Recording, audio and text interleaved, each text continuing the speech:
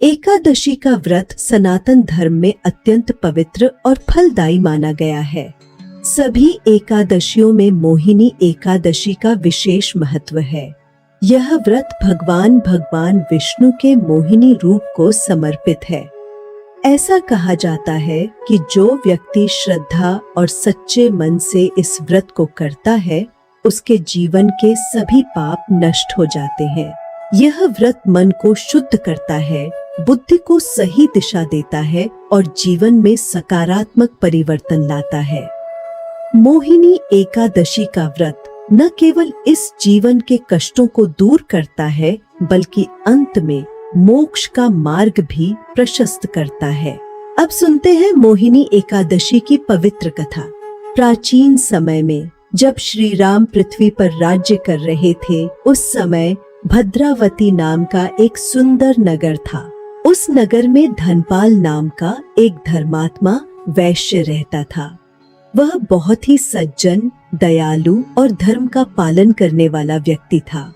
लेकिन उसका सबसे छोटा पुत्र धृष्ट बुद्धि अपने नाम के अनुसार ही दुष्ट स्वभाव का था। वह बुरी संगति में पड़कर जुआ, चोरी और अन्य पाप कर्मों में लिप्त हो गया। उसके पिता ने उसे बहुत समझाया, लेकिन उसने कभी किसी की बात नहीं मानी। अंततः दुखी होकर उसके पिता ने उसे घर से निकाल दिया। घर से निकाले जाने के बाद वह जंगल भटकने लगा। भूख, प्यास और कष्टों से परेशान होकर उसे अपने जीवन की गलतियों का एहसास होने लगा। एक दिन भटकते भटकते वह एक आश्रम पहुंचा, जहां महान तपस्वी आर्षि कौंडिन्य निवास करते थे। धृष्ट बुद्धि ने आर्षि को प्रणाम किया और अपने पापों और दुखों की पूरी कथा सुनाई।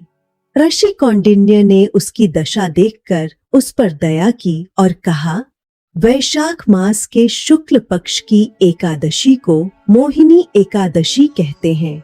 यदि तुम इस व्रत को श्रद्धा और नियम से करोगे तो तुम्हारे सभी पाप नष्ट हो जाएंगे।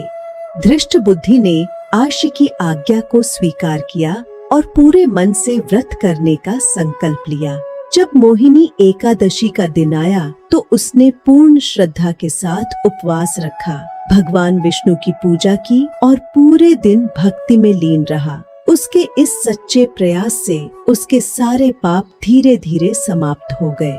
व्रत के प्रभाव से उसका हृदय शुद्ध हो गया और उसका जीवन पूरी तरह बदल गया। वह अब एक शांत, सज्जन और धार्मिक व्यक्ति बन चुका था। अंत में जब उसका जीवन समाप्त हुआ तो उसे स्वर्ग लोक की प्राप्ति हुई और अंततः मोक्ष मिल गया।